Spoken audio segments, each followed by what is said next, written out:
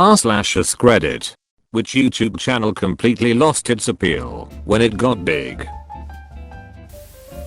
Not one channel in general, but a lot of animation YouTubers become terrible or at least mediocre once they get big. This is understandable. They'll start by making videos for a specific type of person. But when they get big, they'll try to be relatable to everyone. This makes newer videos pretty bland. Newgrounds has always been a lot better than YouTube with their indie animation content. The YouTube algorithm hates that sort of thing anyway, so it never gets promoted or recommended in any way that helps the creators. I don't mean to get hate from this, but I feel like the odd ones out, the most popular animation YouTuber, is kind of starting to suck. His videos are just starting to feel so bland and as if he is just trying to be a big relatable marshmallow. Odd Ones Out is hardly animation as it is. It feels like more of a PowerPoint with narration. For such a simplistic style, you'd think there's more motion in his animations.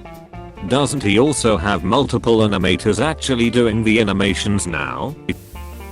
Epic meal time. Felt like they jumped the shark then went back and ate the shark. It was when Muscle Glasses left for me. Forget the main dude's name, but apparently when they took off it went to his head and he became a dictator.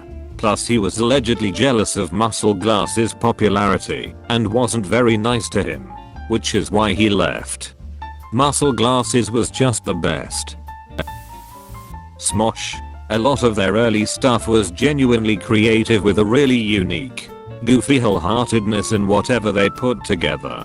You could really tell they loved what they were doing. I agree. And then it slowly became cringy. I also just don't like the new people. Ian and Anthony are all Smosh needed. It's because it became more of a business at that point than two friends making videos. And I think they knew that too.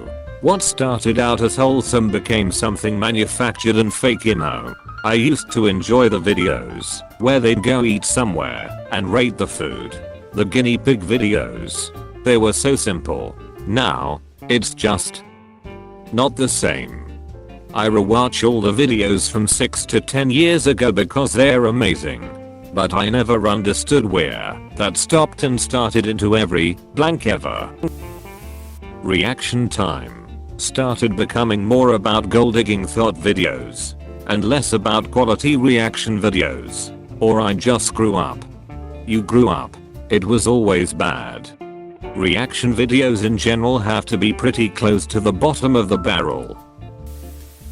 Damn, reading these responses made me realize how time doesn't do justice to its channels. Red Letter Media gets away with it because they were hack frauds from the start. Wait, I thought they were considered good critics. I didn't watch them. Really? What happened? Zero. It's a running joke in the series. Danger Darlin, it feels like I summoned a demon laying dormant for a million years saying the name. It all went downhill after Shimmer vanished. I hate to say it, but it has to be Tobuscus. Loved his literal trailers. Especially Act Brotherhood.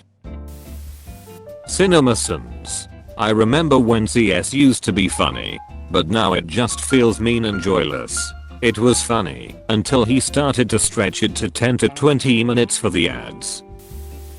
Grav 3 Yargerol. She did it for me when she bitched about not getting special treatment at Starbucks. For me it was when Shane Dawson gave her solid advice to help her out, and she basically just ignored it. She even did what he told her to for a minute and the feedback from viewers was positive. I remember she did it. Does this thing really work with a Kickstarter project? It was this funky bicycle contraption. Then she went back to doing whatever she was doing before.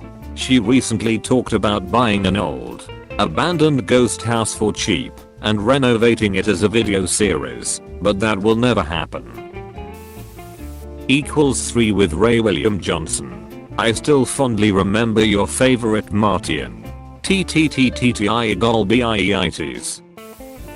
Lily Singh. I used to watch a lot of her videos, although I have stopped now. Part of it is because I grew older and my sense of humor changed. But another part of it is that she became very judgmental and seemed like she did things more for clicks than genuine content. I stopped watching her videos long before she got her own show. I remember clicking on one of her videos for old time's sake, but turning it off almost instantly because it was just not interesting. 100%. I feel like she got really obnoxious as her fame grew. Altime 10s. I also grew up. I unsubscribed from them about a year ago. They got really stale with their content. College Humor. Wow. I haven't heard that name in a while. For good reason. They suck now. It's not helping that everyone got laid off. The only thing I know them from is if Google was a person. Vanis Gaming, I still watch him, but his new videos suck compared to the old ones. I agree with you. I loved watching from 2014 and forward, but recently he has become much more bland, and it doesn't seem he is having as much fun like he did earlier. This is a tough question.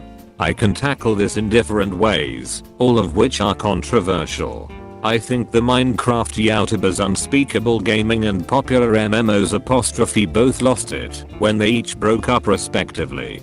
Here comes some controversy, as I think Jack's Films has had not necessarily less appeal. I still watch him regularly, but he has been running out of ideas. His AI videos are starting to get bland. I believe Morgs and Mr.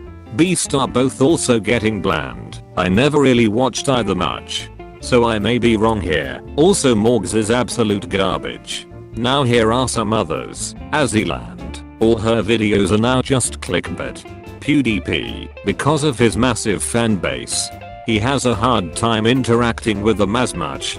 James Charles. Recently there has been a lot of controversy. However, the YouTubers I think both got obsessed with their famous drumroll Jake and Logan Paul. Oh man, I miss popular MMOs. I can't even begin to explain how obsessed I was with his channel. Ray William Johnson. I approve this message. Stalking your mom. We watched that a ton in school. But then it got big, and it felt different. Good Mythical Morning. Now all their videos are lit. I kind of miss when it was more freeform. I feel like my dad and I are the only people who remember when Rhett and Link made music. OCD will always be a bop. In fact, the mention of it means I will have I've gotta make things right stuck in my head for the next day or two. YouTube itself lost its appeal. Honestly, YouTube is the cause of a lot of YouTubers losing their appeal. Terrible writing advice. He used to write about actual bad writing themes. Now he's just making fun of famous books. Yeah, I didn't even finish the last few videos because they were kinda meh. But he doesn't release videos too often, so it might just be these last few that weren't as good. I just can't stand Game Theory anymore.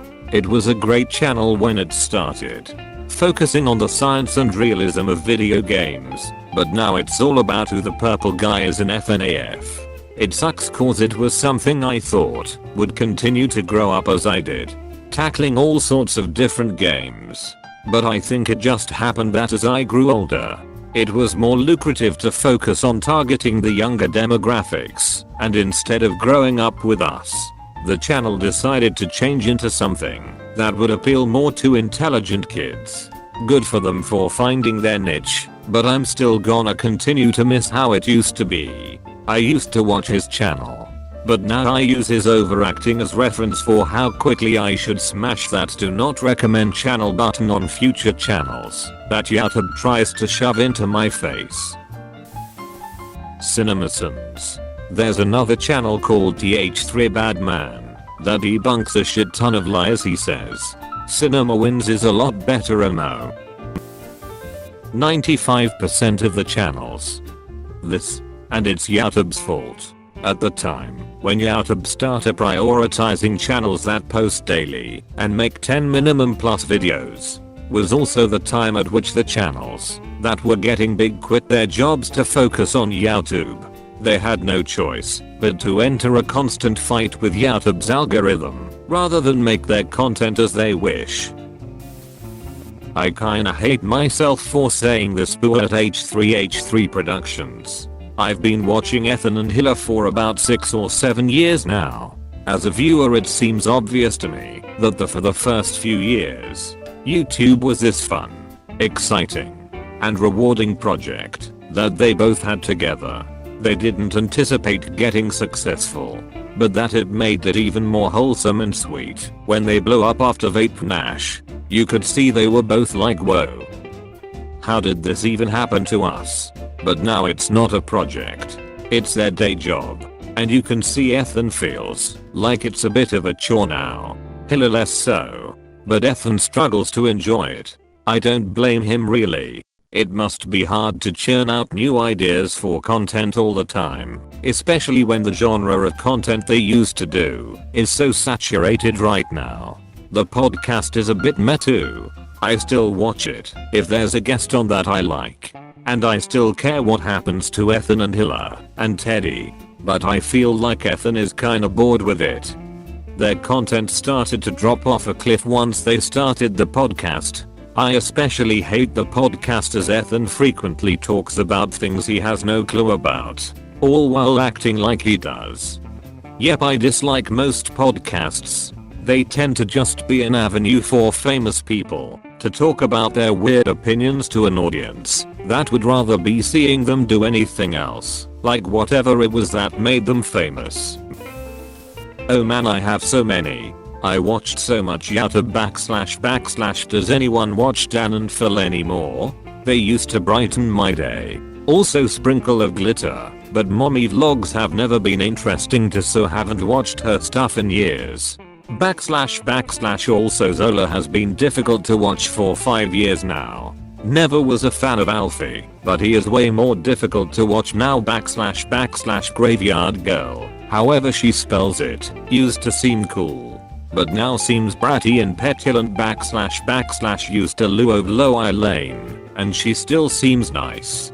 But a lot of her videos are fake scary stories or her reading a super cliche scary story based on a Reddit thread, which isn't as compelling as her more real stories. I agree with Grave Argerol. I used to really enjoy her videos. In the past couple years maybe I noticed her problem is talking way too much. She needs an editor or something. She never gets to the point and her videos end up being so long. Plus I think as seen on TV stuff isn't as popular and there aren't as many of those products as there were in like 2014 to 16. So now she mostly seems to try out kids toys. It's too bad with her channel too, because I think she could have had more success with her channel longer term if she better learned to adapt. She needed to better follow what Shane Dawson told her to do. Fred Figlerhorn. Ah. Yes. A true classic vintage. You've reached the end. You're a star. Destroy the subscribe button for more like that.